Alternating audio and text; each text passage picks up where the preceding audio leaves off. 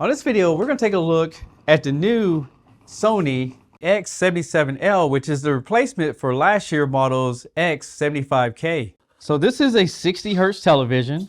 It has the Trilumious color science, and this TV is very versatile because you can get it in a 43 inch all the way up to an 85 inch. So for most people who are looking for a great television, not only you can get a great picture quality, but you can get it in just about any size that you like. So in the box, it comes with this setup guide, and this shows you how to put the TV together. You also get these accessories right here, including a safety guide, a remote control, and down here we have the power cord and the batteries. And it also comes with these feet right here, and the thing is that these feet seem to be made out of plastic, as you can see right there. Now, by the looks of them, they're not adjustable, so you will not be able to raise the TV up and down on this 55 inch model that I have right here. They also put this hard cardboard on it to keep it from flexing the box. Let's go ahead and put that over here. And then it has styrofoam with all the little indentions for everything I just pulled out right here. Now, this TV does require 2 people to lift, and especially if you get a larger TV, but I'll attempt to get it out on my own. All right, so I have it out of the box. As you can see, it's a 55 inch. I can handle it pretty good, but you probably want to be able to lift at least 50 pounds if you want to get a TV out like this on your own. So this is where you're going to mount the feet at, and this TV only has one option to mount them. Over here we have a oval shaped speaker, and this TV has 10 watts by 2. And the great thing is, look at this, it even have a bass port, so I'm pretty sure this thing is going to have some really good response.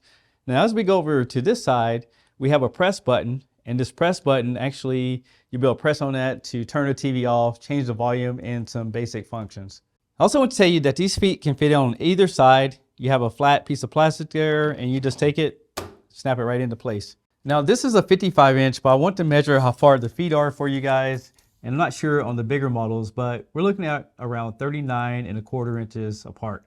They did change the back cabinet of this television. Over here we have the Bravia logo, and as we go over here, we do have your power cord input right there. So you can mount this TV on the wall, and there's some screws right here already in there. You just need to take those out.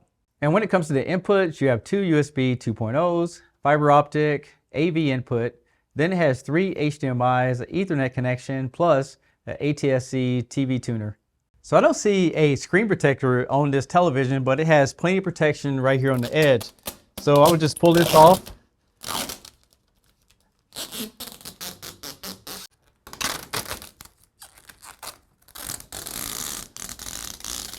And here's a sticker that came off of it. It has the X1 processor, the 4K reality, 240 hertz of motion, and it has features built into it for the PS5.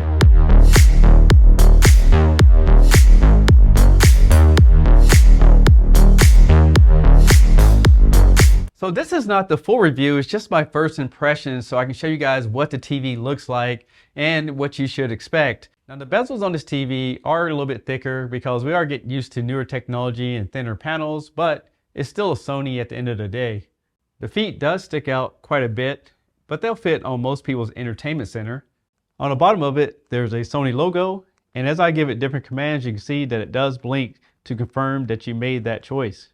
Now this is interesting. When you press the button on the bottom of the TV, instead of appearing at the bottom, now it actually is in the center of the screen where you're actually looking. So I wish they just kept that down below.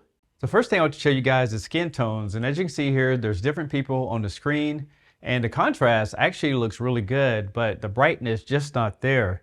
Now currently I have the TV set up in cinema mode, but let's see if we go to standard mode, you can see the background gets a lot whiter. We go to vivid, kind of blows all the highlights out.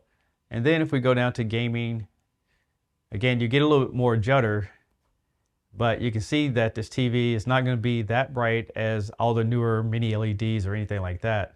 So here's a demo showing HDR versus SDR, and SDR is the darker content. But I can't help but notice when it gets into a scene that's a lot of white that you lose a lot of details in the HDR. If you look right there on that rock, you can see all the details are lost, but it appears that the SDR actually looks a little bit better to me overall.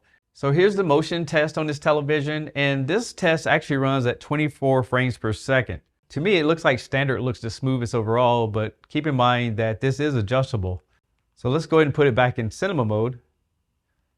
and hit back. And then we have motions down here on the menu. So right now it's in custom.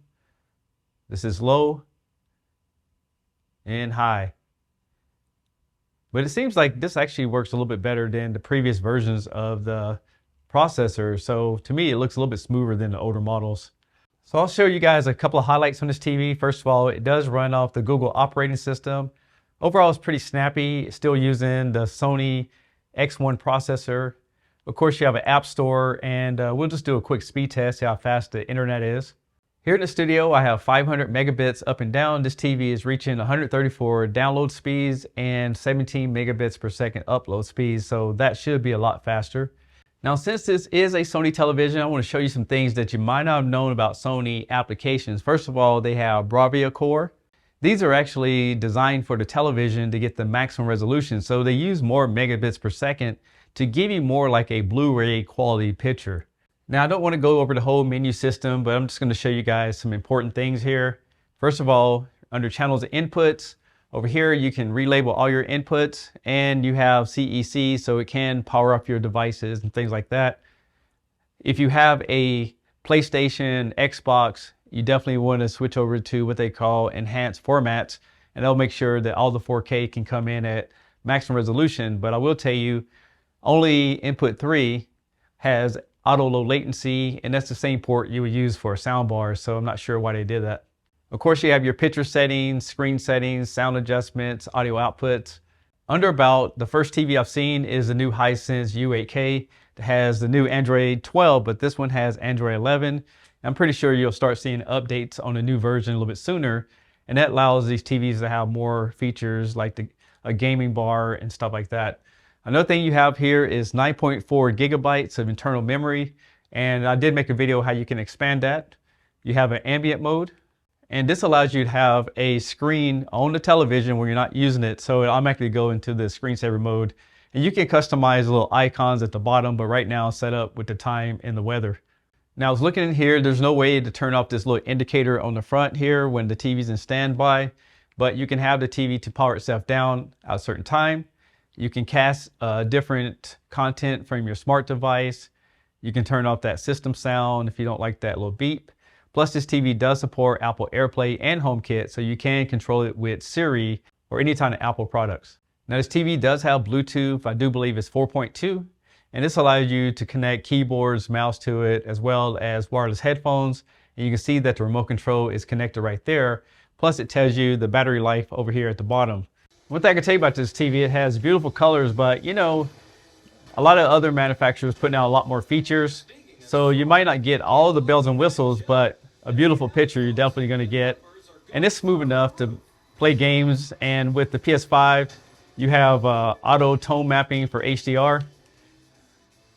So ideal is that if you use the PS5 like I'm using right now, you'll be very satisfied. And it works with Xbox too, so don't worry about that.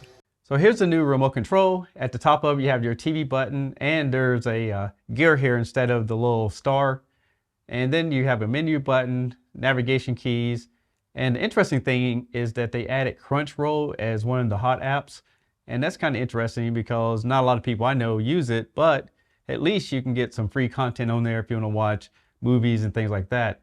At the bottom, they added YouTube and YouTube Music, so that's a plus as well. Now, I'm going to tell you guys, I am a big fan of Sony TVs in general. You're still not going to beat the color science, even if you have a bunch of bells and whistles. But I will tell you, to me, I would probably consider the X80K at this point because it has a new gaming menu system and it has 4 HDMI inputs.